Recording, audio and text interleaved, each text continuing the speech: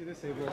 You might have been asked it already, but Canelo moving up, fighting fielding, and then the Jacobs fight. Give me your thoughts on that. I think that Canelo, after our fight, has to stay active. It's better for all of us if these fighters stay active. The worst thing that can happen is for these guys to get shot.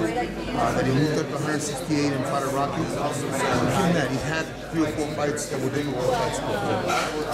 He deserved that. The Jacobs fight is a tough fight, but I think the fans are calling for tough fights for these guys. They gave him a bye on the fielding fight, but they're calling for tough fights, and he's going to have a tough fight. What happens? Canelo wins. Yeah? Difficult fight for Canelo wins. How difficult? Why difficult? It's difficult because Danny's a big man. Danny's an exceptional fighter. Danny's in a no-lose situation because we aren't doing it fast enough. he's got the best middleweight in the world and the champion in the world. So he's gonna give it all he's got, and whatever happens, happens. If he was fighting somebody less, now Canelo's the one that got something. Not only the belts, because he's got to look exceptional against Danny and try to prove that he did more to him than Gennady. Do you feel any type of way about the way the first 2 fights with Canelo played out, and him not being the highest paid athlete? Do you guys feel that you lost out in that at all, like in terms of financial? I understand if John didn't make any didn't mention any numbers, but it's not about the numbers. It's about what is entailed in the numbers. Okay, what Gennady got, he's very satisfied with because of how it's structured. I don't know how the other deal is structured. I don't care. As long as Gennady's happy with how this deal was structured, he got everything he wanted. It's important. It's not about the total. It's about what it's going to be. Fury started the there in the summer gym. Got to see him one day. He started high. It seems like the numbers were right for him to cross over to ESPN. What do you make of that decision? And based off what you saw in the first fight, you saw him fuck the run. Now the rematch being in the not certain it's going to happen. It'll happen. It may not happen immediately, but it'll happen because those are the 2 best heavyweights in the world. Josh was number 3. Those are 2 best heavyweights, and they have to fight just to answer the questions. I thought Fury won the first one. A lot of people thought Deontay won the first one. Just like Gennady and Canelo. But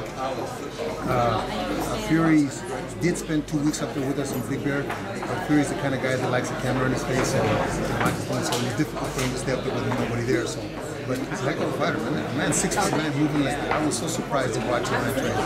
Really surprised. So Abel, you just said that a general consensus is that fans felt Gennady won the first fight, Canelo the second. What can we expect from Canelo? I said they're fighting in the losers bracket. I felt we won both fights. If you go back to the 12th round, let's just say we just take the 12th round into consideration. The 12th round, I would say that 9 out of, in fact, they polled ringside that night after the second fight. 48 of the 51 writers that were there said Gennady won.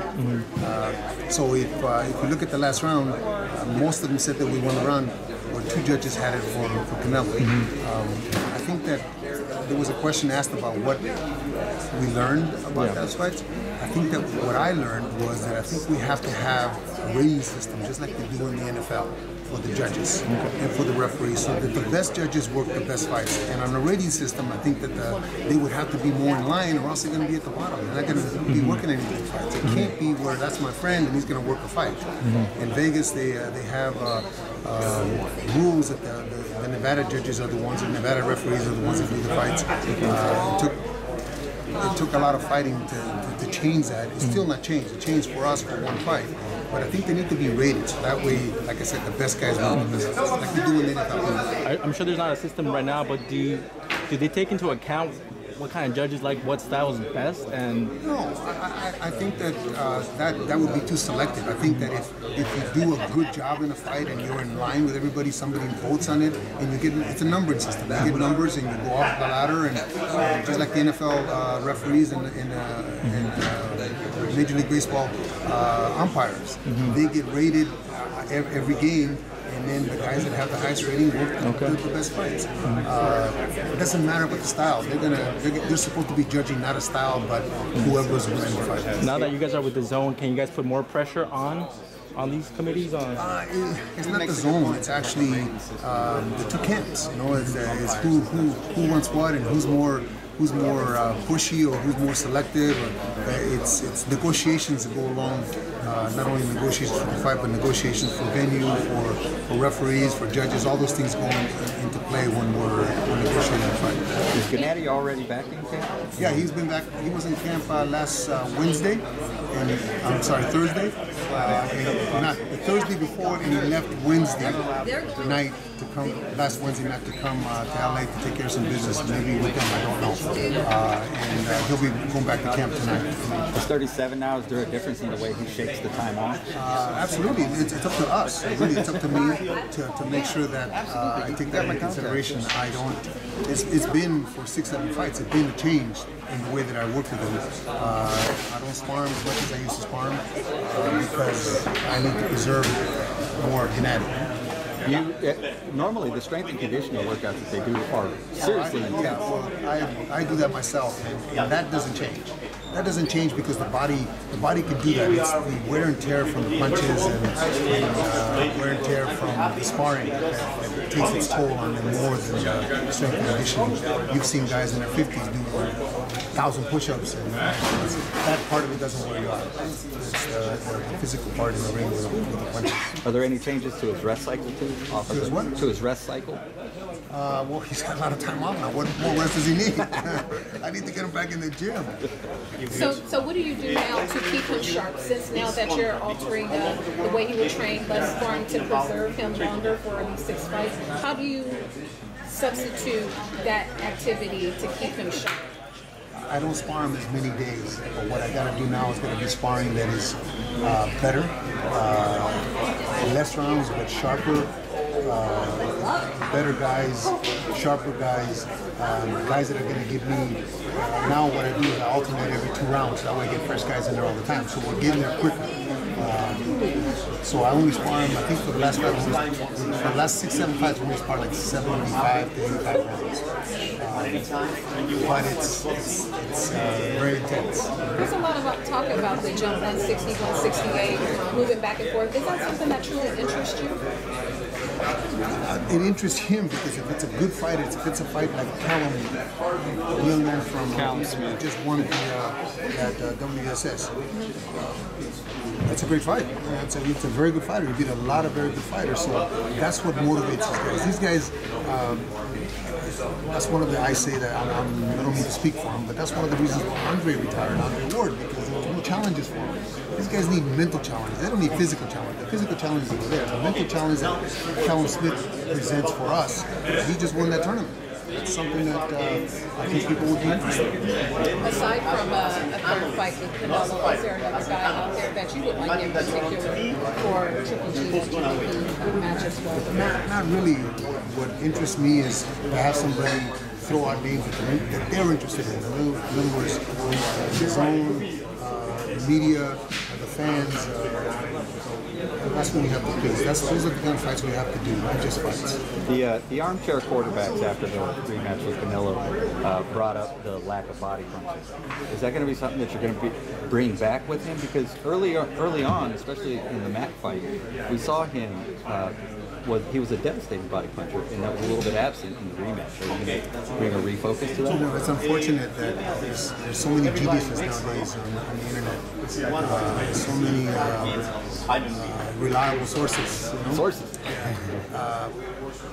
When a fighter gets in the ring, he sees something that maybe we don't see from the outside. I don't think Canelo threw as many body punches in the Gennady fight as he threw in the Fielding fight. So it all depends on what kind of fight they see in there. All we can do is prepare them for a fight. They're going to fight the fight that they see best. We just saw a fight between Porter and Tunis last week. Some people liked it. Then you take the fight right before that, and you saw all kinds of body punching.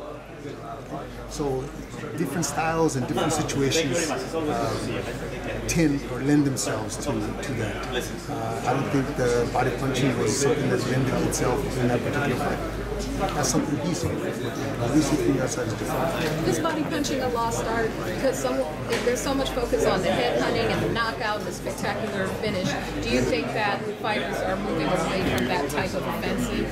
Because it seems a little absent in a number of fights. I think that some fights don't lend themselves to some people fight. Was there a lot of body punching in that? No, because it was a boxing from the outside. In the Santana Ramos fight, there was a lot of body punching, a lot of action. Just some styles lend themselves to that particular type of style of fight. Abel, part of this deal is 2 Triple G promotion shows. Who are the fighters? Who are the main fighters that Gennady is sort of guiding under this promotional banner? When I said reliable sources, I'll get back to that. Dougie's reliable. There's been so much talk about Tom not being there, about me not being there. I almost asked that sitting there, but I'm like, you know what? Tom Loeffler is at a funeral today. Right.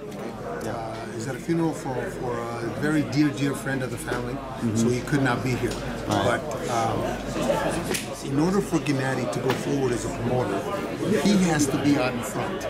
He has to be out negotiating. He has to be out. He has to come back outside of the gym. That's the reason that Gennady was out there doing what he was doing, and everybody thought Tom was no longer there. Yeah. Gennady from 2010 has never been promoted by anybody. He's always been promoted by GGG Promotions. He's had partners, which in K2 and now Dazn. But Gennady dealt directly with Dazn, didn't deal with any other promoter in the middle. So in order for Gennady to promote after his career or during his career, there has to be a guy that promotes him. That's Tom Loeffler. There's got to be a guy that trains him. That's Abel Sanchez. But it's difficult for us to say anything because there's so much speculation. You say, you start talking and it's BS. So we're looking to sign. We have Ahmed out who fights on the 24th. Right. And he will also help young men like Sergey Bogachuk. What about that guy Madiev, Ruslan Madiev? I don't think he's coming back to our gym. Really? Okay. I don't think so. So Ali Akhmedov. Ali Akhmedov and Sergey Bogachuk right now. And they both fight March 24th. Actually, Bogachuk is with Tom. Right. That's 360. 360. Right. But Gennady will put him on the shows because they train in the same gym. But when he starts signing guys, it's going to be guys that have the same work ethic that he does. Okay. The same character that he does, because it's not going to be fun for me just to work with anybody. So you guys are active. You're looking to build a roster. It's not like you have 7 or 8 fighters right now. We have 6 fights, Gennady fights, to build that roster. So when he retires, we have interesting. Of guys. That's interesting. Is there a new interest now that Gennady does have this platform? And are there a list of prospects that you guys may be looking at? No. We're looking at guys, but the Olympics are coming up. There's some young guys that are in Kazakhstan that are not getting moved.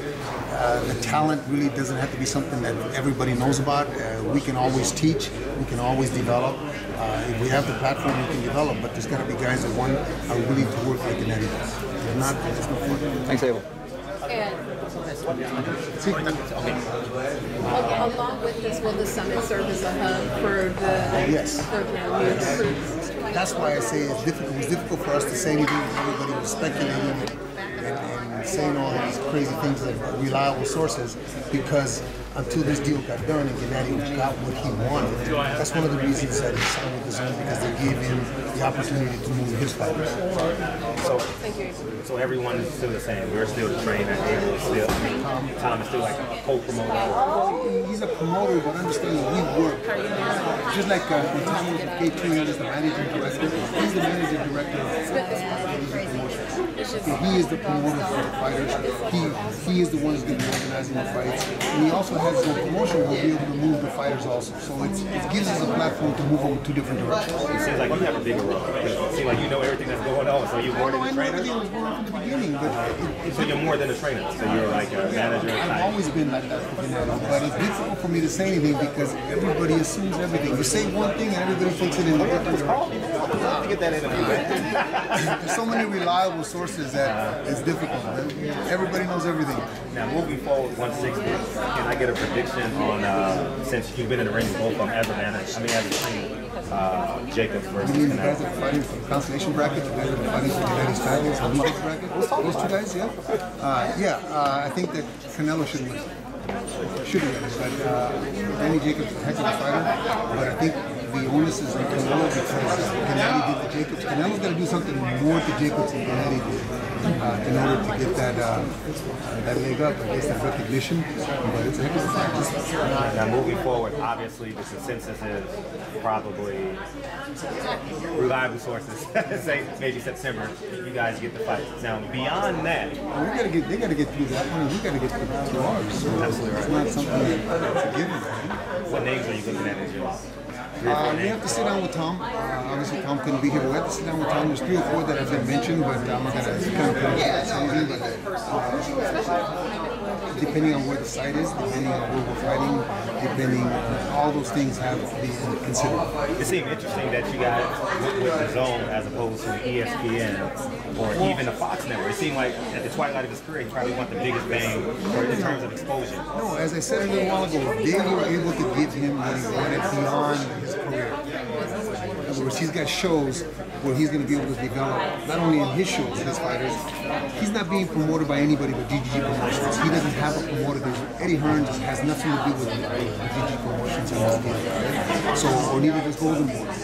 So he's able to move his fighters with his deal. And That's where I'm leading. yeah. So that was very important to Gennady.